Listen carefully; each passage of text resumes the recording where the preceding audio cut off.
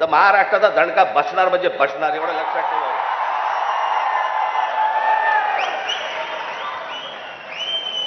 खरं तर काय विषय होता,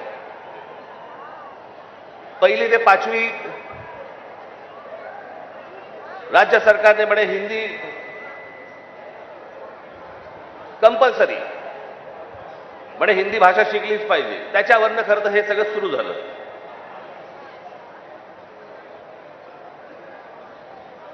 काल आमचे ते मुख्यमंत्री महाराष्ट्र राज्याचे देवेंद्र फडणवीस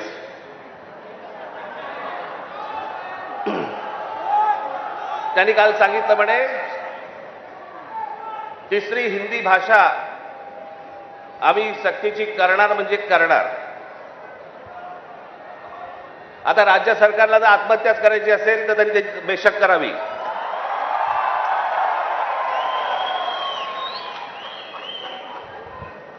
त्या दिवशीच्या मोर्चाच्या फक्त धसक्याने निर्णय मागे घ्यायला लागला होता.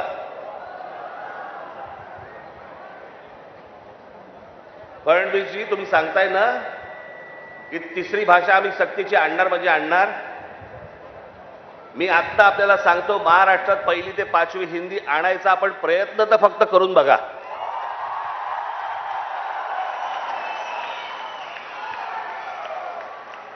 दुकानं नाही, शाळाही बंद करीन.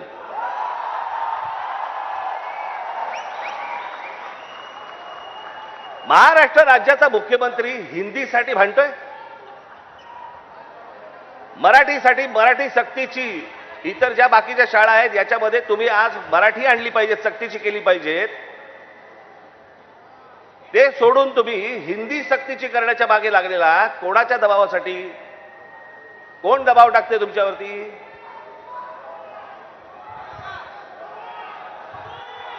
हे केंद्रामधनं हे केंद्राचं पूर्वीपासूनच आहे, काँग्रेस असल्यापासूनच आहे हे सगळं.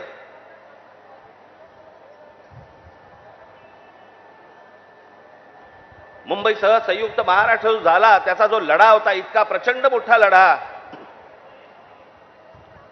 ही मुंबई महाराष्ट्रापासून बाजूला करण्याचा डाव होता. तो कोणाचा होता? काही गुजराती व्यापाऱ्यांचा होता आणि काही गुजराती नेत्यांचा होता.